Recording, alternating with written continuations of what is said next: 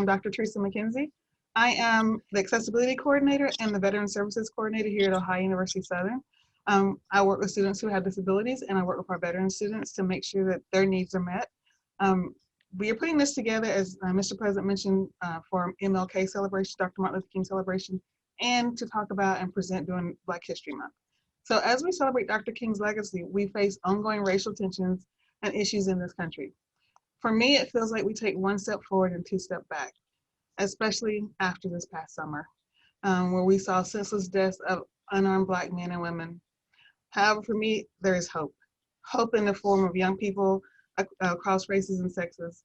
Dr. King said, our lives begin to end the day we become silent about things that matter.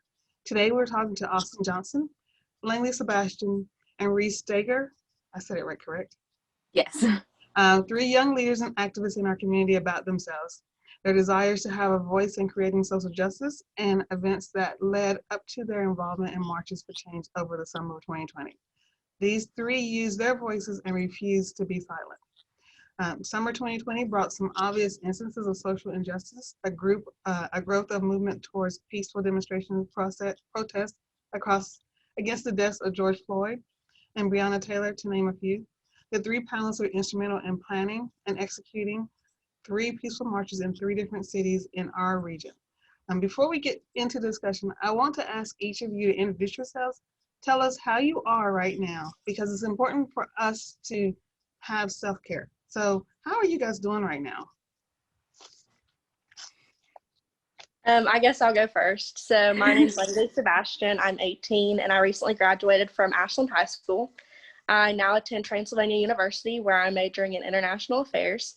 And I have the goal of going to law school after undergrad, and I hope to hold political office in the future. As for right now and how I'm doing, I'm actually doing better than expected for these unprecedented times. I'm finishing up my first semester of college this week. I learned a lot, I got many opportunities, and I met so many new people. I'm anxious to go back, and I hope that we have in-person classes in our near future. We do too. My name's Austin Johnson, and and I'm from South Point, Ohio. I graduated from South Point High School in 2019. I've spent my years since I can remember, since 15 years old, fighting for social change and equality, something I feel really strong about and passionate for, because I'm the future and my kids will be the future. So that's something that I take full responsibility and full anything about. It's just something I'm constantly fighting for.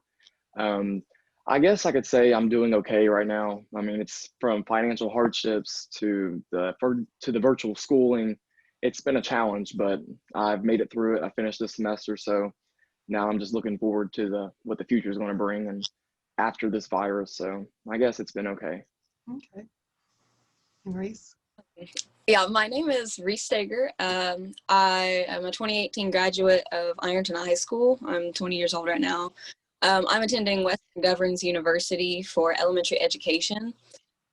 I'm doing good, you know, everything going on. Luckily, COVID hasn't touched my family in a devastating way that it has a lot of people that I know. We've been quarantining, social distancing, wearing masks everywhere we go. We just want to ensure the safety during this pandemic. It's going out of control, and, you know, it's hard to feel safe in a place like this right now. But I feel that COVID has brought, like, to the forefront of the world, like, everyone sees it now, the extreme deficits in the healthcare systems in America, especially it spotlights the disproportions in the quality care recovery and, like, everything really in regards to minorities and people of color. And it just really shows COVID's really putting it all out there right now. But I'm doing good. I'm glad you're doing okay, but that's a really good point. I gave you guys some of the questions that I proposed to ask you today. We may not get to all of them, so I want you guys to understand that we want this conversation to go where it goes. So if you guys keep talking, I'm gonna let you talk, and every now and then I'll interject. As someone who is the older generation, I hate thinking of myself that way, but it is true.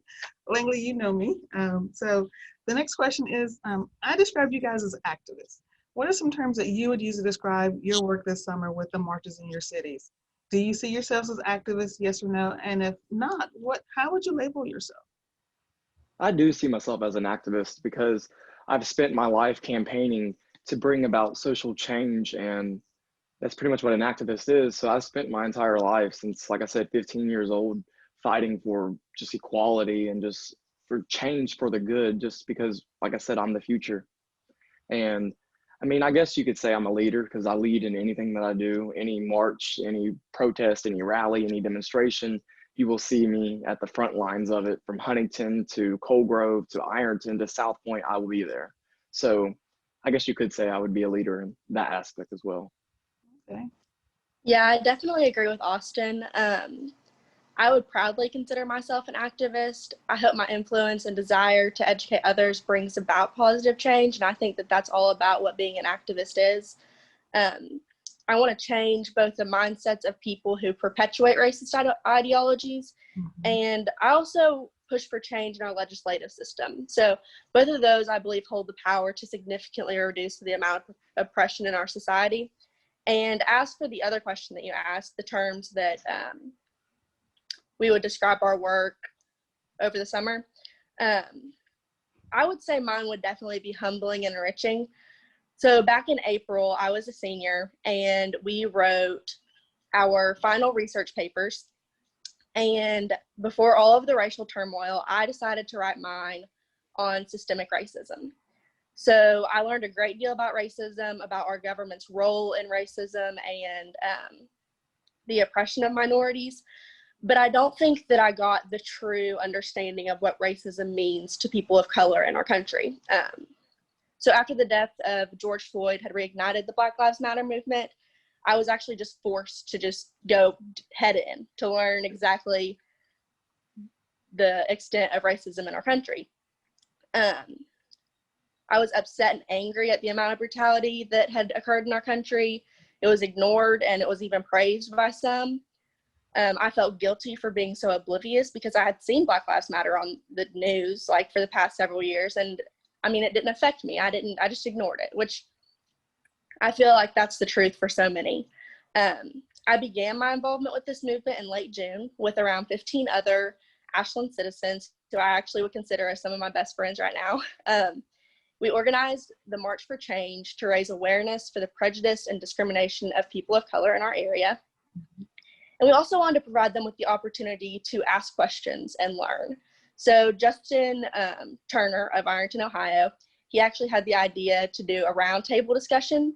So after our march, we had a lot of guest speakers and we allowed people to come up and ask questions to people of color, like the hard questions, the ones that they were embarrassed to ask. So I think that that was one of our greater aspects of our march, just allowing people to feel comfortable asking questions and being vulnerable and learning about race. Awesome. Maurice? So this summer, I wrote this stuff out because I'm really bad at public speaking. I'm not gonna lie. So we named off empowering, positive, and organized. The whole time we were talking about this march that we did in Ironton, we were just constantly trying to think that we don't want this to be something bad. We want it to be empowering. We want everyone to know, like, we're here for you. We're here to support. We're not here to say anything bad. We say these because I attended so many protests, like via Facebook, going for myself, and just to see the way that people standing up for human rights were treated and spoke to, it broke my heart. It really did. And, I realized my town had too many people that were passionate, they were educated, and they were loud. They were trying to get their message out on social media and everywhere that they could, really, and they needed a platform. Our town, we needed a platform for the people who wanted to speak. They wanted somewhere that they could be heard, not just by friends on socials and people that obviously want to be there to hear what you have to say, that people in the neighborhood that may not have anyone in their life to tell them, this is what's happening in the world. Like kids, I saw so many kids who came and they didn't have their parents there because they were telling me, my parents are so against this, but I want to know the truth. I want to believe about this stuff. I want to help. I want to do what I can. And, there were people there that cared about the Black Lives Matter movement. They cared about making a change. And, I wanted an organized event or event, I contacted all the local authorities, you know, and made sure, like, is this okay? Like, are you going to be there to support us? Are you going to help us? And, you know, I knew that the people speaking, they had good messages, and I knew that they were good people, and I knew that they weren't going to make a bad name for what we were doing. And, you know, I spoke to some people in the public that I knew, you know, Kristen Martin, she helped me a lot. She helped me organize, and she kept me really grounded because it was so stressful. You know, trying to get everyone to be where you need them to be and do what you need to do. And I've never experienced anything like that. You know, I've never done anything, and I just spur of the moment decided, you know what, I'm going to get as involved as I can. And so I did, and she helped me out through all of that. And, but yeah, I would consider myself an activist in the most basic definition. You know, I find myself advocating for most systematically oppressed groups, not just Black Lives Matter, but most of them, all of them that I can. I feel like everyone's a human. Mm-hmm. You should just have rights. Mm-hmm. Austin, I see you nodding your head. Do you have a comment? I just agree with everything that she's saying, and how it's hard to organize things and put everything together. I've done so many rallies and events that I put together just by myself and with help from a few other people. So I know the struggle of trying to get people to where you need to be at and to get things fully right. Like at one rally that I hosted, I was literally the tech person, the recording person, the speaker, the rally leader, the march leader. Like I was taking on all these roles, and you know, it's easier if you have a lot of people there to help you. But I was just agreeing, it's hard. It's hard organizing, but you know, that's where the change happens. Langdon, I saw you laughing when he said he had all these hats that he had to maintain during this. I remember seeing you at the Ashland March. I attended that one, and you were all over the place. So I saw you laughing when you Oh said, yes. There's just so much.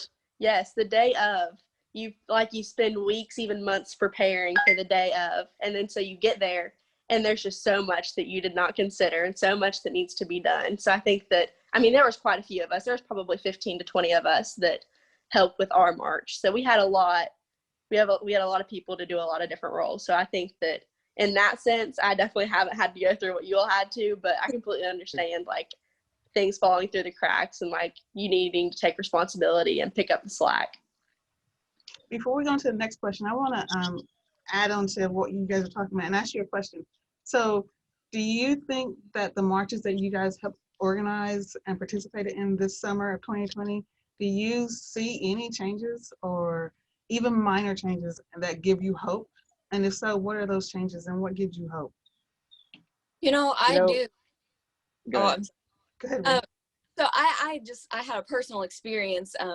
My little brother's friend, his dad, he came to me personally and thanked me. And I was like, what are you thanking me for? And he's like, you know, you really changed my mind. You know, I was, you know, one way really hard, and I didn't believe in any of these things that people were saying. And I just was so closed-minded. And he came to me and was like, you know, everything that you said during that rally, everything that you posted on Facebook, even like just talking to me like a normal person and letting me know education, like just telling me, you're just telling me the truth. You're not trying to push me one way or another. You're really just telling me how it is.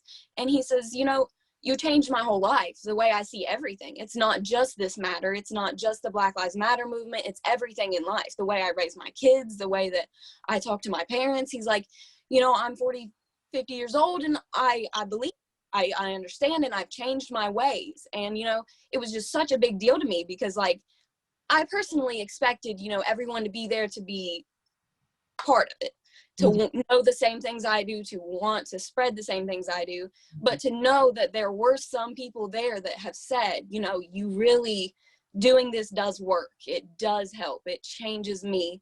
And I see changes in his kids and everyone, you know what I mean? It's just, you can really see it. I think you can, at least. Awesome. Yeah, you know, I've had so many messages from people saying how I've changed their mind and how I've gave them hope. So I feel like, I mean, if we're not seeing the change as we want it to be, but I'm still seeing the change within people's hearts and minds. And we may not see it physically, but it's there. The change is happening. And this is what happens. This has to happen to get the ball rolling. And I think eventually one day it will transpire to be a big change, but it don't happen overnight. It's going to take time. So I think I have been able to change a lot of people's minds. But what I do, it's not about changing people's minds. It's about giving them perspective on something they haven't experienced, like being Black in America, or being a minority in America, a female, a gay person. All this stuff, some people don't know what it's like to deal with that on a normal basis. And like Black people, we learn to adapt to environments all around us, from the systemic racism to the stereotypes. We are constantly learning how to adapt to our new environment. And that's the thing where, like I said, it just takes time. It's going to take time to change all this stuff, but eventually one day it's going to transpire to be a big change. Yeah, absolutely, Reese and Austin. Those were awesome perspectives and stories from you all. I sadly do not have a story of someone coming up to me and saying how greatly I changed their perspective, but it's coming. Well, you do. What you is don't it? know it, but you do. You guys give me hope, and I will get choked up. But to see, because I'm Black, can't hide that, right? To see young white people on the front lines, like you, the someone I saw you, Langley, you did change something for me. I was getting to the point where I was critical and pessimistic. You gave me hope. I didn't expect to see you there. Don't ask me why I didn't, but I didn't expect to see you there. And I didn't expect you to be one of the leaders and one of the organizers, but you did. You changed something in me. So, which is why we're having this conversation with young people, because I want you guys to know, thank you, first of all. You give me hope. You're coming up. I always thought the people who we bring up, the young people who are going to take over for us one day, I want them to have the courage and the strength and the knowledge and the experience and the passion that you guys have. So you did. Thank you all. You all did, whether you know it or not, but you did. So thank you. Sorry. Thank you. So next question. So we are doing this as part of our 29th annual Martin Luther King Jr. community celebration. So one of the things I want to know is, what does Dr. Martin Luther King Jr. mean to you? Dr. Martin Luther King Jr. to me, it's everything. He's paved the way for me, just from voting to equal rights to equal opportunities.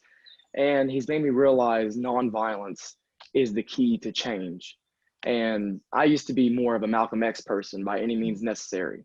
And if somebody hits you, you hit them back. I ain't gonna sit there, but I've realized that through the past years, I'm more of a Martin Luther King person now, because nonviolence is the key to creating change. And just, if you are truly showing yourself and portraying yourself as the nonviolent person, you can change anything. History will remember that. The photos that were captured of you will remember that. And I think that it matters. Show yourself being nonviolent, show yourself being peaceful, and you will create change. And that's exactly what we saw happen with Dr. King. So to me, Dr. King is a symbol of grace. The first time that I truly understood how exceptional of a person that Dr. King was, I was in my AP Government and Politics class this past year, and we read and analyzed a letter from Birmingham jail. For anyone who's unfamiliar with this document, in 1963, Dr. King was in Birmingham, Alabama, leading a series of peaceful protests in the form of sit-ins, boycotts, marches.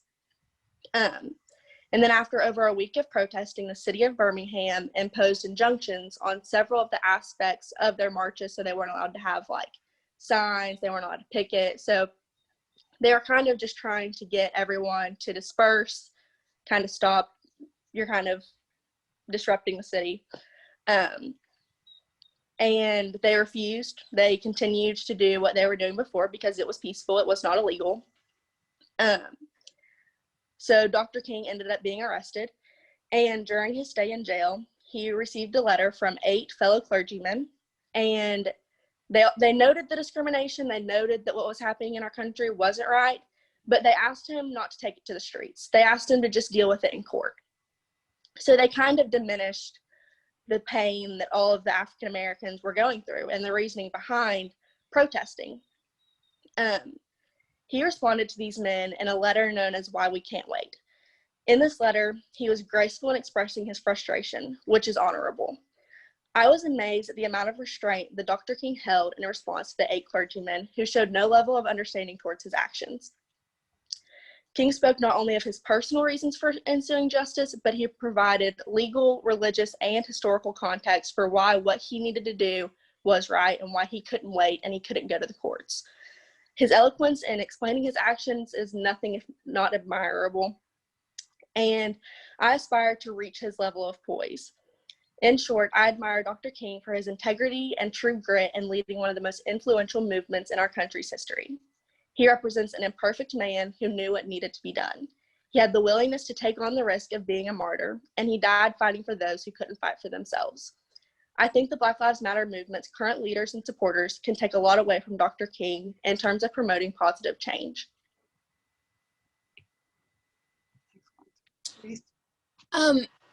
So Martin Luther King, he's obviously an inspiring civil rights leader. He's an amazing man. He's changed the world in more ways than we can count. And, his methods to bring peace and understanding while fighting the biggest fight of human rights, it's the biggest fight of all, equality. Mm-hmm. Part of that, it's the biggest fight. To me, he means community and pride, power, effectiveness.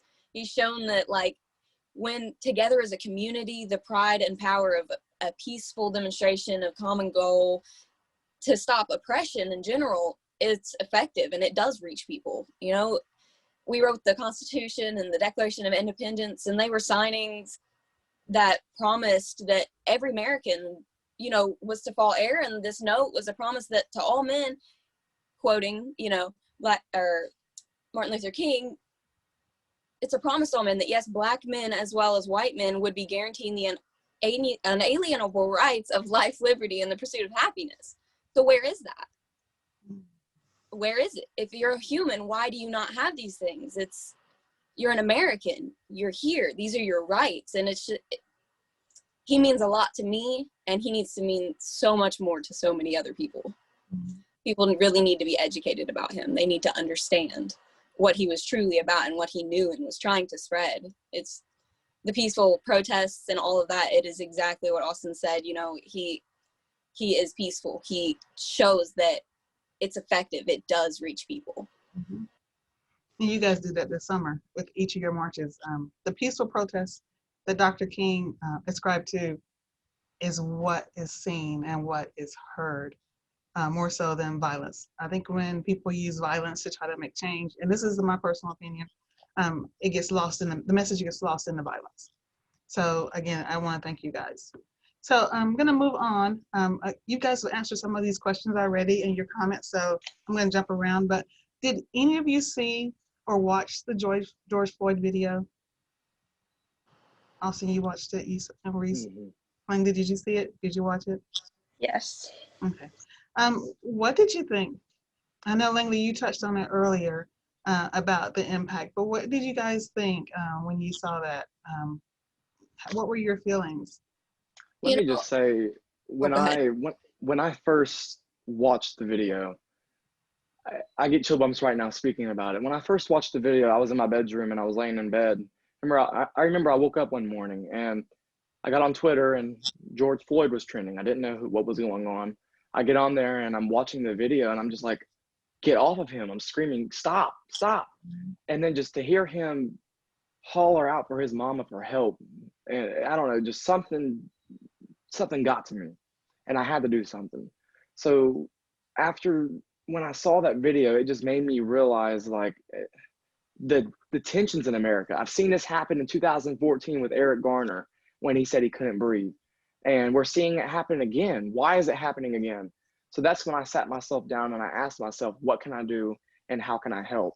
So that's why I marched George Floyd's name from Huntington, West Virginia to Ashland, Kentucky, to Ironton, Ohio, and then here in my hometown, South Point, because it's just horrible. It was just so horrific to see that happen, to see him literally die and go lifeless right in front of my own eyes. I've just never seen anything such appalling before, and it just really, really got to me. Yeah, I agree. It was really heartbreaking. I saw terror like I saw terror in what's possible from people, not only on George Floyd's face, but from people around, the officer that took his life, the other officers that weren't helping, the people on the streets watching a murder, the terror in his face when he did call for his mama, because it was evident at that point, no one else was going to help him. He was begging for his mom. The police are supposed to protect and serve the community. They're not supposed to terrify and kill people. And at no point did that man deserve to die. And it's appalling to me that as a society, we watched it. We did. It happened, and it was played on the news like any other news story. How did our society come to a place that we watched the death of another human by a police officer in the daylight, in the street? How are we all, everyone, not screaming, marching, and demanding a difference? No, I completely agree, Reese. I don't understand how anyone that has watched that video isn't just as angry as we are. Exactly. So the first time that my first experience with that video, I watched less than 60 seconds. I couldn't get through it. And that was whenever it first came out. And all over my Twitter, all over my Instagram, all over my Facebook were people's reactions to this video. And so from there, I thought that I owed it to George Floyd, to his family, and every American who sat and watched that video, for me to sit down and watch that video, to watch the actions of police officers, to hear the cries of George Floyd, and to understand that every American that watched that video knew that what happened to George Floyd was because of the color of his skin. So I was just as angry. I was upset, and I didn't really understand why this happened. Of course, it was because of the color of his skin, but why it went to that point, that type of violence was acceptable. So kind of looking further into this incident, I really can't understand why this has created such a harsh divide. I think that as a country, we should all be on the same side. Police officers shouldn't be killing citizens. We pay taxes, that goes to their salary. We should be holding them accountable. We need to hold them accountable for the death of an innocent man, and we need to hold accountability for a system that allows people like Derek Chauvin to wear a badge. Full disclosure, I never watched the video. I knew what it was, and anytime it came through on anything that I was on news, I never watched it. I knew what it was. For me, I couldn't do it. So the fact that you could watch 60 seconds says a lot. The fact that others could watch it and then you walk away, you're angry, you want change, it says a lot. So again, just in full disclosure, I didn't watch it, but it's admirable that you watched that video and it inspires your anger and your desire to see change, and to do something about it. Not just want change, but to do something about it, which is what you guys did this summer. Langley, you kind of mentioned this. You talked about the racial divides. Why do you think we still have such broad racial divides? I think a lot of it has to do with education and people being firm and proud in their beliefs. Their beliefs hurt a lot of people. Your voting, your actions, they hurt a lot of people, but these people who are doing these things rarely face consequences. I think there's a fundamental ignorance of race issues in our country. I don't think that many people understand the extensiveness of systematic racism. Long after slavery ended, government policymakers, housing and banking institutions have continually provided barriers for African Americans to reach equality. And I really think that this just comes down to education and people's willingness to educate themselves and to learn about these issues and to actively reduce their implicit bias when making decisions. I like that you said their willingness. Austin, Reese? Yes, we have racial divides for many reasons. First, I want to say race, culture, and religion is the main three, what divides us. But I think what adds to the racial divides now is people who fear other people that don't look like them, that don't act like them, that don't speak like them, that don't do the things that they do. And then number two, it is the belief that racism and systemic racism does not exist in America and it's not a problem. That is the first thing that we need to tackle is how do you know if it's racist if you don't know what is racist? How do you know how to fix yourself? So that's why education matters. And it all goes back to a lack of education of why these racial barriers still exist, because you're not born to hate, you're taught to hate, and you can unlearn it. So it's your environment, it's what you're in, it's what people are telling you to believe. And I think that's what shapes you and defines most of our racial divides in America. You know, you guys both really hit on all the points that I had, but you know, I believe racial divides are based on lack of education, environmental factors. You know, it's far beyond just going to college, which is what most people believe when you say things like lack of education. They believe and go to college, it means that I'm not educated. It's not what I'm talking about. Right. When you're young, you're taught, you treat others how you want to be treated. Not, you know what I mean? Not as long as they look like you, think like you, love like you. You're taught from a young age the type of education that all of us in the world are talking about right now. It's not a college degree. It's not even high school. It's just common decency at a point. You know, I mean, you shouldn't have to go to college to know that you should just treat people nice. You should just be a good person. So when I say education, I don't mean schooling. I don't mean book smarts. I mean your heart. Your heart's not educated in any way. Like, it's hard to believe that so many people are that uneducated. I have to say that is exactly how I feel. When I say somebody's uneducated, they take it, oh, I don't have education, I went to school. I'm not talking about school-wise. Education can go to anything, to knowing how to solve a puzzle, to doing a math problem. So when we say education matters, it matters because, like I said, it matters in your heart. It matters what you believe. That is education to me. And just, I mean, going to school, it can help you become more educated in a school-wise education, but there's different, I want to say, meanings of education. When we say you're not educated, it's not just a straight attack saying you're dumb, you don't know what you're talking about. It's just you don't have the perspective or something given to you to allow to understand that type of scenario. And that's what I had to say on that. I had to say something. Absolutely. Both of those points that you all made, I love the education of the heart, Reese. I think that that's an incredible way to look at it. I think being open-minded, and not in the sense of politics, but in the sense of, if millions of people are telling you that this is what's wrong with our country and this is how they are struggling and this is how we can help, and you say, oh, your struggles aren't real, that's not real, how does that make people feel? So I think that understanding that people aren't going to get this angry over something that isn't real. People aren't going to be upset. People aren't going to be in the streets. There's not going to be violence if people's reasonings behind being upset are not real. I like that you guys all talk about education. And Austin, you said something really important.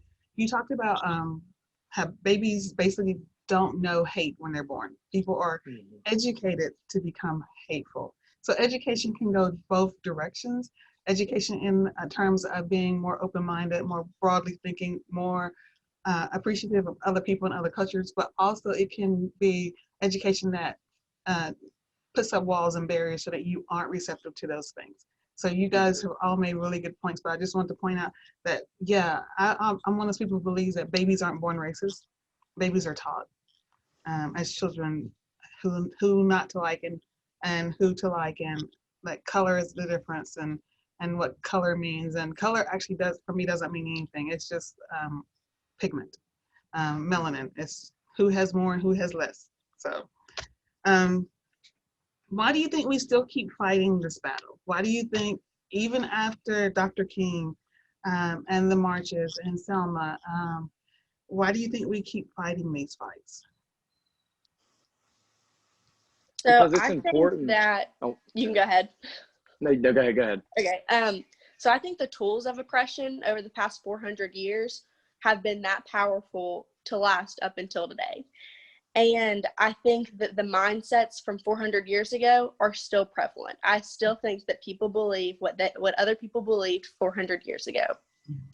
I also think that people believe that it's an us versus them mindset. So it's the people who are fighting for their rights versus the people that already have their rights and don't have to fight for them.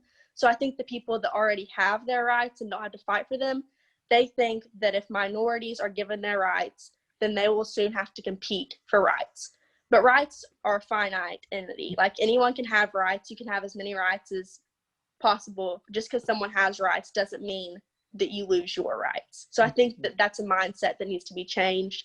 I think it all boils down to education and the willing to unlearn these behaviors. So I think that ultimately that's why we're still fighting this battle.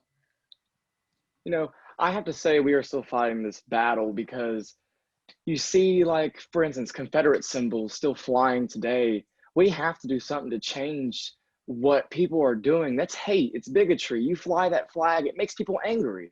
It's to the point to now where it's showing that we are a divided America, and we're divided on things that matter, from morally to equally to things to just crazy things. Like, we're divided on so many things that you wouldn't even believe, like wearing a mask during the coronavirus. How has that turned political?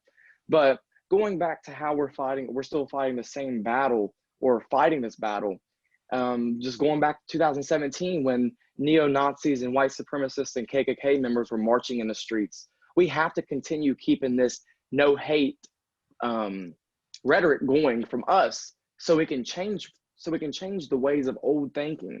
And I had a really good point, but I forgot what I was going to say. Okay. So it goes back to Americans. There's a population right now in America that are afraid to be the minority. They're afraid to be me. They're afraid to take that minority status.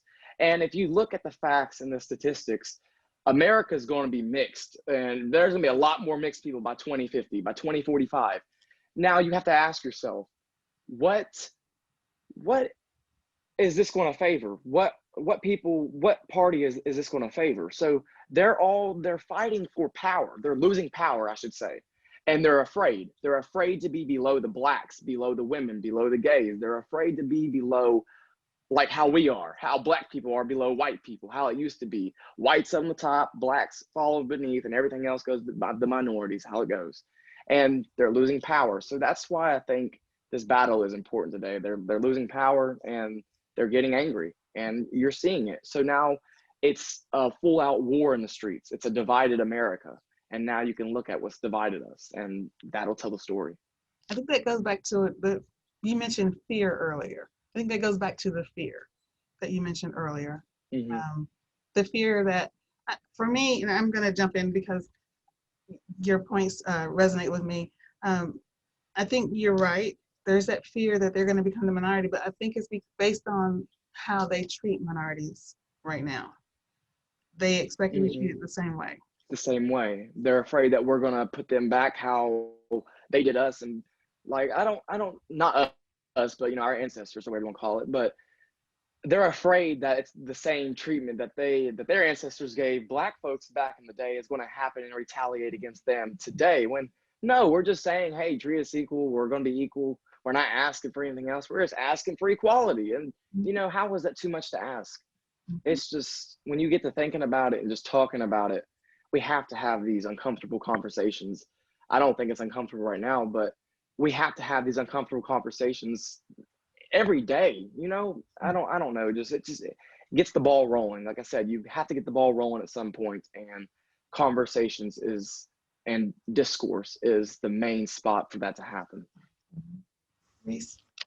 I'm going to kind of go on another edge of this, because you guys were kind of talking about socially, like how the people in the communities, like why we're still fighting this battle in that direction. But I'm going to say, it has a lot to do with people in power, the government, people that are representing this country, people in power all the time. They're just always keeping a focus on a racial divide, the media even. They're keeping focus on that. They're keeping focus on religious divides, like things that shouldn't be political. They shouldn't be in the government's anywhere. They shouldn't be on TV telling me who I should like because of the color of their skin, or the religion that I should be because of where I live. None of these things should matter to the government, because that's not what they're there for. They're there to represent us and protect us from, the outside world, like everyone else. America itself hasn't seen unity in quite a while.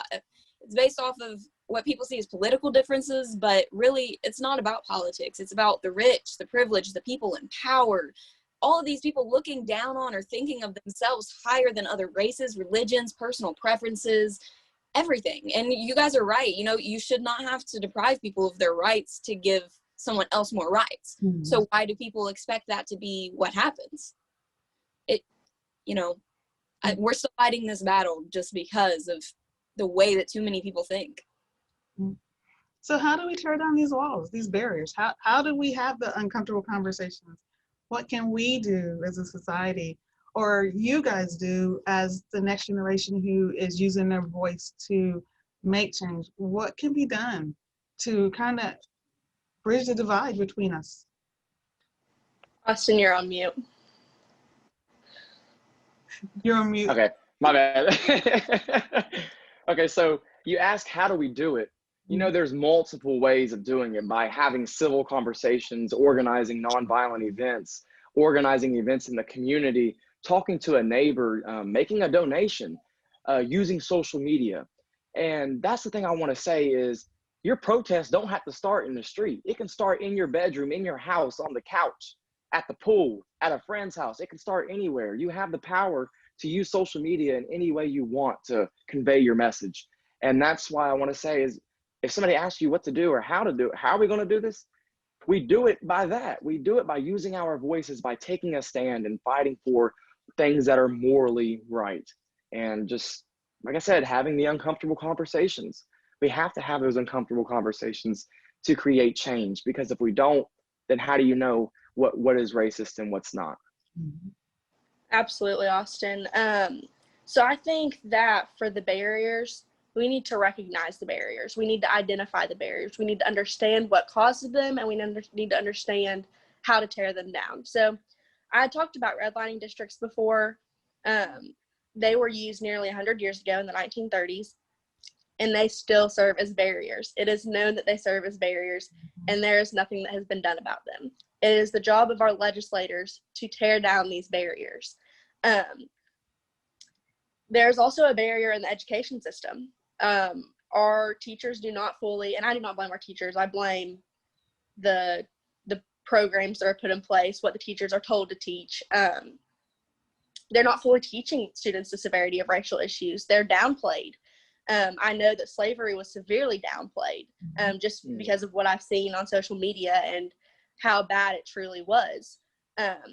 And also in our healthcare systems, there's a huge barrier in our healthcare system. A lot of people still believe today that African Americans have a higher pain tolerance than white Americans. And this was a myth from the days of slavery, whenever they did experimental medical practices on African Americans, and they justified these painful procedures by saying that, oh, they have a higher pain tolerance. So I think that these barriers still need to be recognized, and they need to be identified, and we need to figure out how to solve these problems. And it probably will be through our government, but I think it's important for us to call our legislators and demand change.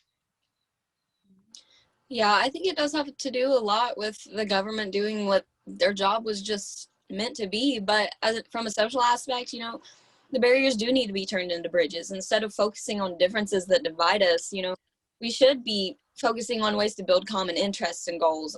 You know, spending time together to find the things that unite us as a community, that they can help break down all these stereotypes and assumptions that we all have about each other. And I mean, you know, everyone does. You walk down the street and you can see who's friends with who hangs out with who, you go to schools, you go anywhere you go, you know.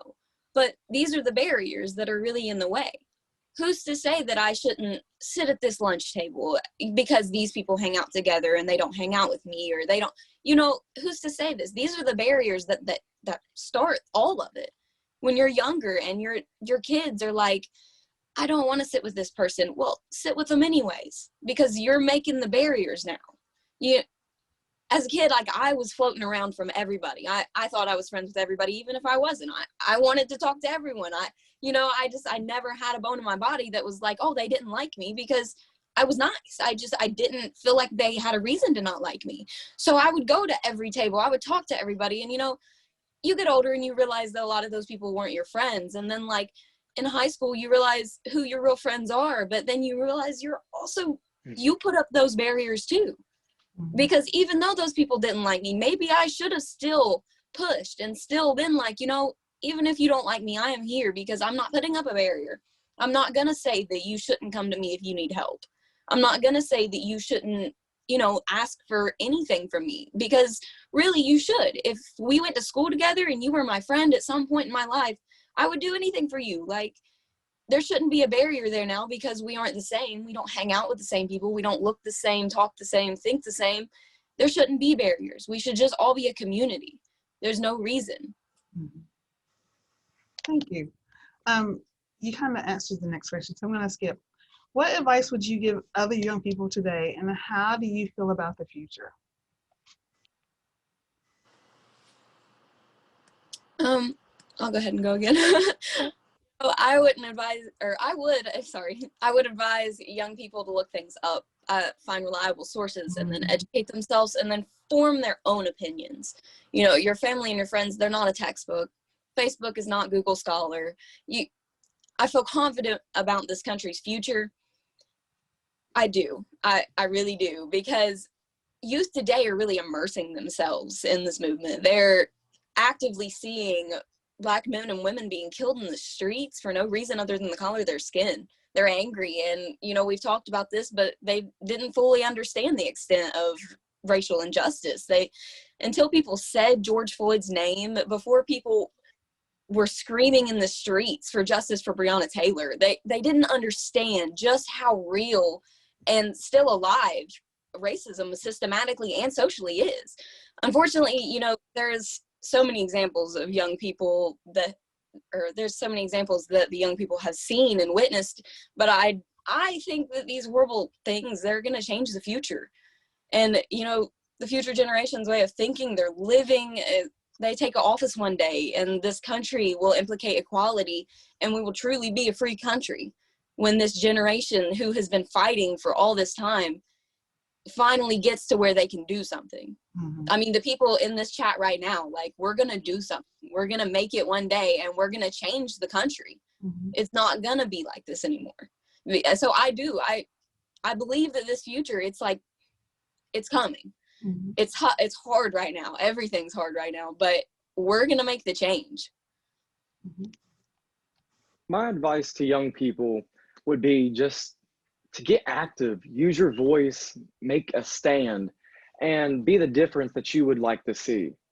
I know, for instance, I've influenced my friends. I influence them on a daily basis. They don't ever quit hearing me talk about social justice or equality or politics. It's constantly in my vocabulary.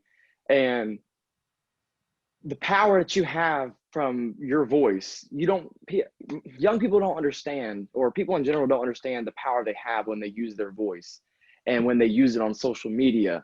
You can create a powerful wall of change if you just know how to use your voice, make a stand, and use your voice the right way. I have strong faith for our future. Our future, this generation gives me hope. We are going to change the world. This generation, we're not the generation that was born to listen to "it is what it is," or "that's how it's supposed to be," or "that's how it is." I have my parents or my friends or family tell me you shouldn't do that, or you should sit still, or you shouldn't say that. It is what it is. No, it's not what it is. We can change it. It's just the norm that you've allowed yourself to accept to live, and we are not doing that anymore. So Generation Z is changing the norm of "it is what it is." And we don't stop until we get what we want. For instance, at my high school that I graduated from, this girl dyed her hair purple for graduation. And our school told her to wear a wig to cover her own look, to walk across the stage and get her diploma. So, us being the rebels we are, Generation Z, we planned right before the graduation for her to take off her wig in front of everybody on stage. So she did so, and the whole class jumped up with rounds of applause, and it put a halt to graduation for about 25 seconds. Wow. And everybody was just staring at her. She ripped off her wig right as soon as she got her diploma on stage in front of everybody. But that point is just trying to be made that we are not standing by and letting this stuff, you tell us what we can and cannot do. Hair color, really, at graduation? Like, Yeah. so that's just another point of saying we don't stop till we get what we want. And we are going to be the generation that will spark change, give hope, and give peace. Mm-hmm.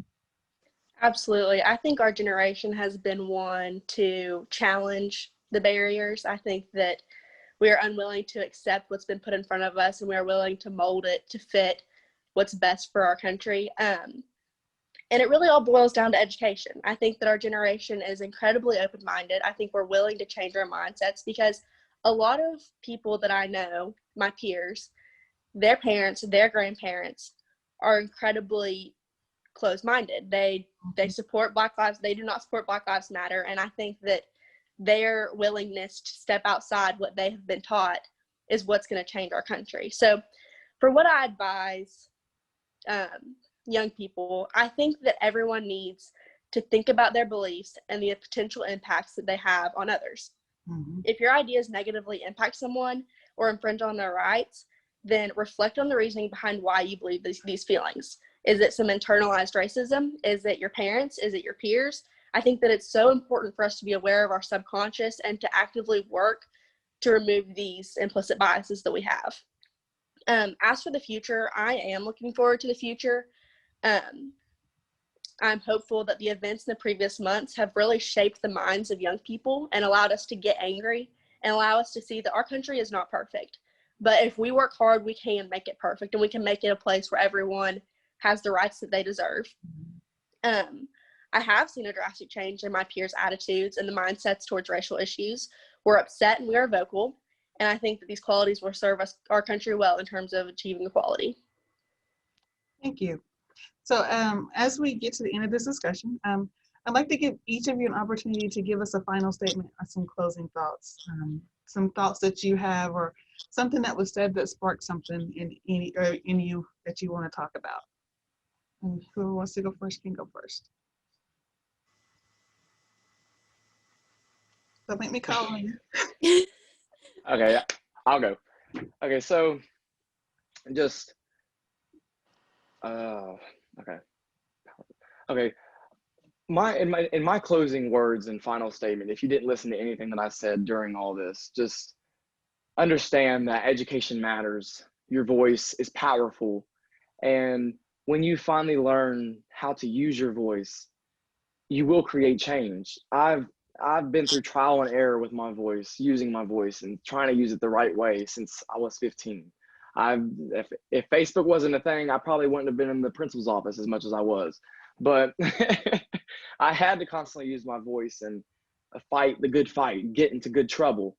And it's just something that is very, very strong felt with me. I'm very passionate for fighting for equality and change.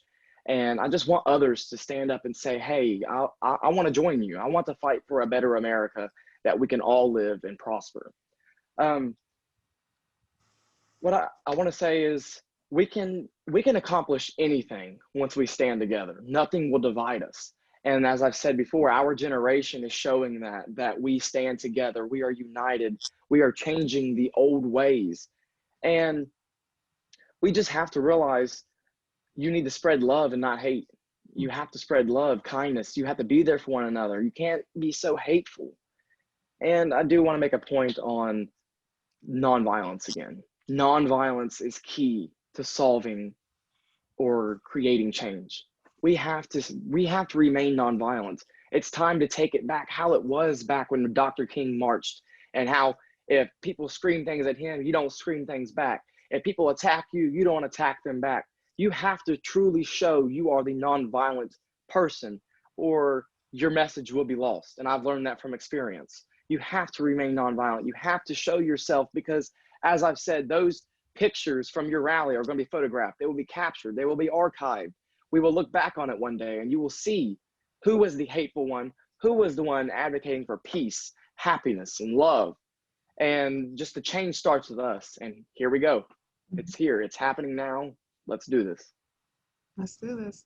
Next. Yeah, you know, when we did the Ironton protest, we had the shirts, and they said, when hate is loud, love must not be silent. And that quote, I saw it once and it just resonated with me because it meant so much. Because right now hate is screaming. It's screaming at us. But love, it has to be louder. We have to show, and earlier I had written down my questions, I told you, and you asked why we felt necessary to get involved with protests. And I had an answer, but it was really from a question that I got after I did the protest. I had a lot of questions about it, and not very many of them I was like, were nice. Okay, there was some from the people who I expected that were there, that was supported, but there was always those people who were like, why'd you do it? And it wasn't in the good way why you do it, Mm-hmm. So I was once asked why I'm so passionate about the protests and the Black Lives Matter movement, and then it was immediately followed with questions wondering if I have a Black family member or someone that's been personally affected by police brutality, and all these questions. And, those ones took me by surprise, because it never crossed my mind that I would need one person or one instance to make me want to support this movement or basic human rights in general. I think I finally found an educated and thought out answer after all this time, because at the time I didn't know how to answer. I think I answered with something along the lines of, no, I really feel strongly about this. I support this. And because at the time I wasn't thinking about that. I was more worried with the question, because who thinks that I need somebody? And so I wasn't advocating for one person. I'm advocating for basic human rights. The people you love shouldn't change your rights. Your gender in general shouldn't change your rights. The color of your skin, it just should not change your rights. I think that everyone agrees that we're humans, right? So why is there variations on basic human rights? Getting involved in protests, and it's a way to speak and to spread this message in hopes that we plant a seed of curiosity, so people will educate themselves and understand what this whole movement is really about.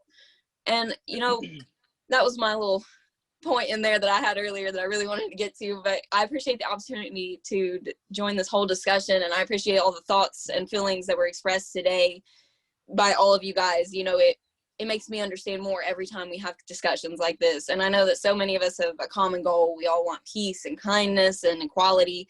And I believe that together, as long as we don't stay silent and we refuse to give up, that we can keep the message of acceptance and kindness in our community stronger than any of the hate. Mm-hmm. Absolutely. So, Reese, you had mentioned how someone had asked you why. Why are you doing this? Who in your family is impacted by this?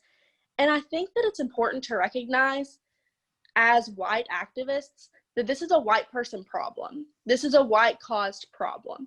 It is our responsibility to reverse this. We are the majority. 14% of our population, 14% of our population cannot do this on their own. That is why. And so I think that it's so important to recognize that you don't have to have a relationship to someone who is of color. It's our responsibility to recognize when there are injustices in our country, because it's our country, it's everyone's country. And I think that it's important for us to fight for that. And then my my final thought, I would really like to thank you, Teresa and Robert, for allowing me to speak with everyone today. I would also like to acknowledge the hard work that you all put in every year to make a special event for Martin Luther King Jr. I've been to it several times, and I always leave learning something that I didn't know before. It's an incredible way to not only understanding our past, but an opportunity to delve deeper into our future and issues that are still occurring today. So thank you again. Your hard work has not gone unnoticed. Thank you, Reese Stager. Thank you, Austin Johnson. And thank you, Laney Sebastian, for taking time out today to have this conversation. I think, Austin, you said good trouble, and you reminded me that Representative Lewis, that was his statement. So thank you guys for going out there and making some good trouble. No problem. Have a good evening. Again, thank you. You too. Thank you. Stay safe. You too.